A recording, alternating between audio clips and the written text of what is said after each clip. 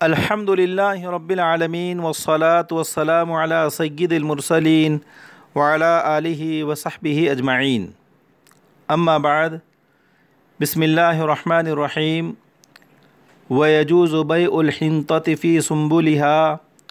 والباقلاء فی قشرہ وکذا الارز والسمسم، اور گندم کا اس کی بالیوں میں اور لوبیے کا اس کی پھلی میں بیچنا جائز ہے، اور یہی حکم چاول اور تل کا ہے۔ وقال الشافعی رحمہ اللہ تعالی لا يجوز بیع الباقلاء الاخضر وكذا الجوز واللوز والفستق في قشره الاول عنده وله في بيع السنبلة قولان وعندنا يجوز ذلك كله۔ حضرت امام شافعی رحمۃ اللہ علیہ نے فرمایا، سبز لوبیے کی بیع جائز نہیں ہے، اور حضرت امام شافعی کے نزدیک یہی حکم ہے بادام، پستہ اور اخروٹ کا، اس کے موٹے چھلکے میں، اور بالیوں میں گندم فروخت کرنے کے بارے میں آپ کے دو قول ہیں، اور ہمارے نزدیک یہ سب جائز ہیں۔ لہو ان المعقود علیہ مستور بما لا منفعۃ له فیہ فاشبہ تراب الصاغۃ اذا بیع بجنسہ۔ امام شافعی رحمۃ اللہ علیہ کی دلیل یہ ہے کہ معقود علیہ یعنی مبی ایسی چیز کے اندر مستور و پوشیدہ ہے جس میں مشتری کا کوئی فائدہ نہیں ہے، تو زرگروں کی راکھ کے مشابہ ہو گئی،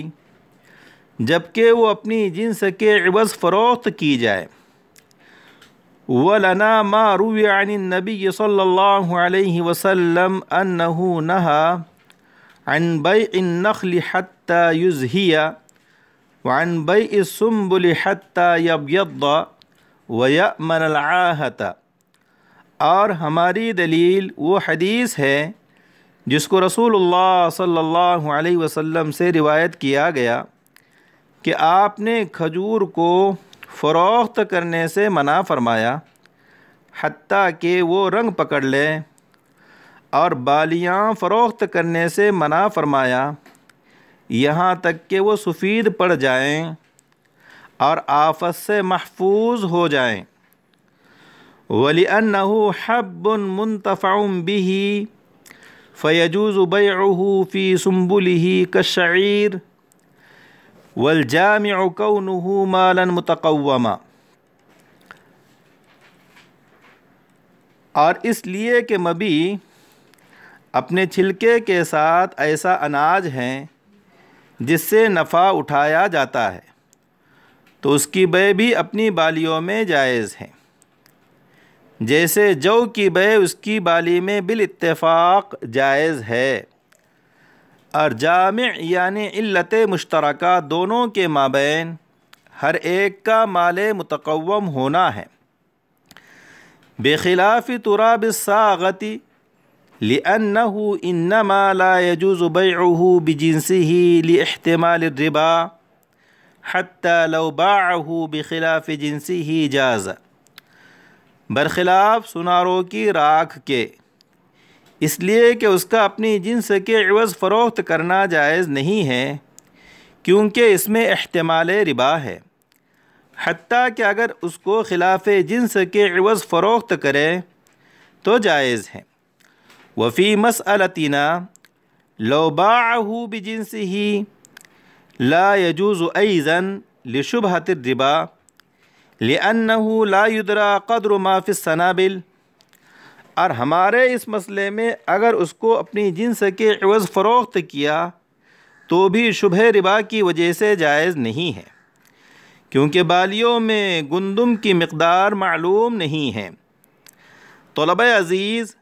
یہ آج کے درس کی عبارت اور اس کا ترجمہ ہوا۔ عبارت میں مذکور لفظ حنطہ گندم کو، لفظ سنبل بالی کو جس میں دانے پیدا ہوتے ہیں، لفظ باقلہ لوبیا کو،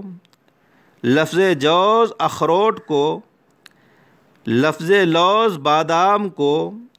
اور لفظ فستق پستے کو، لفظ ارز چاول کو، اور لفظ سمسم تل کو کہتے ہیں۔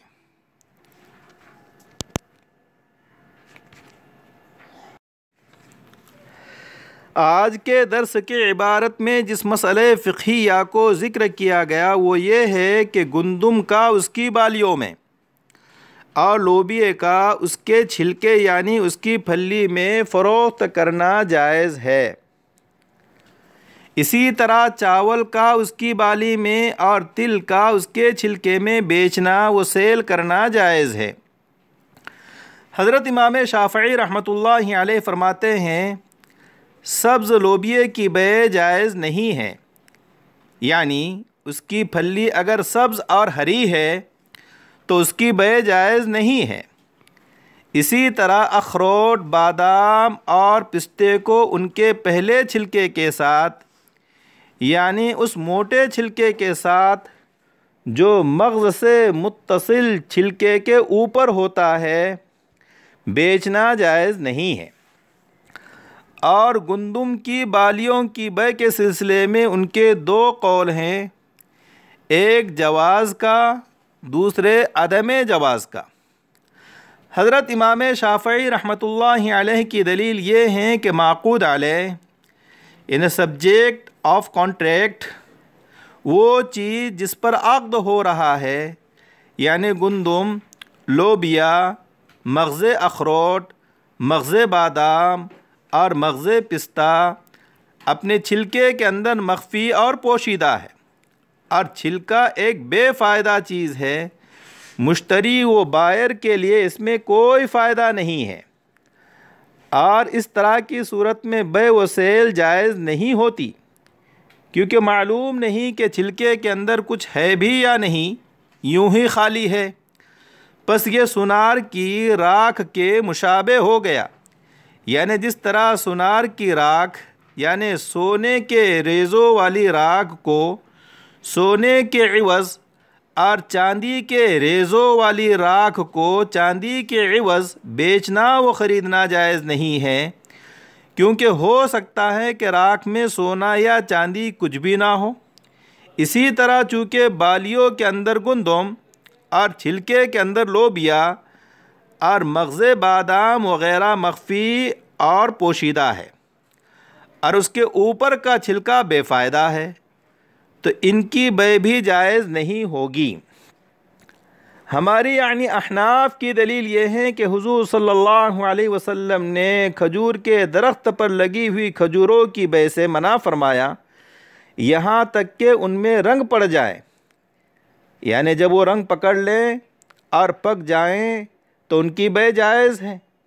اور گندم کی بالیوں کی بیع سے منع فرمایا یہاں تک کہ وہ سفید ہو جائیں اور آفت سے محفوظ ہو جائیں، یعنی جب وہ سفید ہو جائے اور آفت سے محفوظ ہو جائے تو ان کی بیع جائز ہے۔ آپ صلی اللہ علیہ وسلم کی یہ حدیث بالیوں کے اندر گندم کے بیع کے جواز پر دلالت کرتی ہے، جبکہ بالیاں پک جائیں، پس جب گندم کی بیع اس کی بالیوں میں جائز ہونا ثابت ہو گیا تو باقی دیگر چیزوں کی بیع بھی ان کے چھلکوں کے اندر جائز ہوگی۔ دوسری دلیل عقلی یہ ہے کہ گندم اپنی بالی میں حب منتفع بھی ہے، اس سے فائدہ اٹھایا جاتا ہے، تو یہ شعیر کی طرح ہے کہ جس طرح شعیر اور جو کی بیع اس کی بالی میں بالاتفاق جائز ہے، ایسے ہی گندم کی بیع اس کی بالیوں میں جائز ہوگی، اور دونوں کے مابین علت مشترکہ یہ ہے کہ گندم اور شعیر دونوں مال متقوم ہیں۔ رہی یہ بات کہ اس کا چھلکا یعنی بھوسا غیر منتفع بھی ہے تو یہ غلط ہے، کیونکہ گندم کو اس کی بالیوں میں ذخیرہ کر کے رکھا جاتا ہے، اور یہ بھی ایک انتفاع ہی ہے۔ چنانچہ ارشاد باری تعالی ہے فَذَرُوهُ فِي سُنبُلِهِ کہ تم گندم کو اس کی بالی میں چھوڑے رکھو۔ حضرت امام شافعی رحمۃ اللہ علیہ نے مسئلہ مذکورہ کو سنار کی راکھ پر قیاس فرمایا کہ جس طرح سنار کی راکھ اس کی جنس یعنی سونے چاندی کے عوض فروخت کرنا جائز نہیں ہے، یعنی سونے کے ریزوں والی راکھ کو سونے کے عوض اور چاندی کے ریزوں والی راکھ کو چاندی کے عوض بیچنا جائز نہیں ہے، اور عدم جواز جائز نہ ہونے کی وجہ یہ بیان فرمائی کہ سونا اور چاندی کے ریزے اس راکھ میں مخفی ہیں، ممکن ہے ہو بھی اور یہ بھی ممکن ہے نہ بھی ہو۔ تو جس طرح تراب ساغہ کی بیع اس کی جنس کے عوض معقود علیہ کے مخفی ہونے کی وجہ سے جائز نہیں ہے، ایسے ہی مذکورہ چیزوں کی بیع ان کے اپنے چھلکوں میں مخفی ہونے کی وجہ سے جائز نہیں ہے۔ آپ رحمۃ اللہ علیہ کے اس قیاس کا جواب یہ ہے کہ تراب ساغہ سنار کی راکھ کی بیع اس کی جنس کے عوض ناجائز ہونے کی وجہ وہ نہیں ہے جو آپ خیال فرما رہے ہیں، بلکہ عدم جواز کی وجہ احتمال ربا ہے۔ چنانچہ اگر اس راکھ کو خلاف جنس کے عوض مثلا سونے کی ریزوں والی راکھ کو چاندی کے عوض اور چاندی کے ریزوں والی راکھ کو سونے کے عوض فروخت کیا جائے تو بیع جائز و درست ہوتی ہے۔ اگر معقود علیہ کا مخفی اور پوشیدہ ہونا عدم جواز کی علت ہوتا تو بیع کی یہ صورت بھی ناجائز ہونی چاہیے تھی، حالانکہ ایسا نہیں ہے اور بیع کی یہ صورت جائز ہے۔ معلوم ہوا معقود علیہ کا مخفی ہونا عدم جواز بیع کی علت نہیں ہے۔ اسی لیے اگر یہی بات ہمارے زیر بحث مسئلے میں پائی جائے کہ گندم کی بیع اس کی بالیوں میں اس کی جنس کے عوض ہو یعنی گیہوں کے عوض ہو تو احتمال ربا کی وجہ سے یہ صورت جائز نہیں ہوگی کہ معلوم نہیں بالیوں میں کس قدر گیہوں ہیں، عوض سے کم ہے یا اس سے زائد ہے یا برابر ہے، اور یہ بات اس سے پہلے بیان کر دی گئی کہ جس طرح ربا حرام ہے اسی طرح شبہ ربا بھی حرام ہے۔ بس شبہ ربا سے بچنے کے لیے گندم کی بیع اس کی بالیوں میں اس کی جنس کے عوض یعنی گندم کے عوض جائز نہیں ہے۔ خلاصہ کلام یہ کہ گندم کی بیع اس کی بالیوں میں اس کی جنس کے خلاف عوض کے ساتھ، اور اسی طرح لوبیا، چاول، تل، اخروٹ، بادام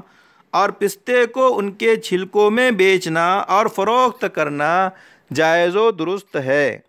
اکتفی علی ھذا والسلام علیکم ورحمۃ اللہ وبرکاتہ۔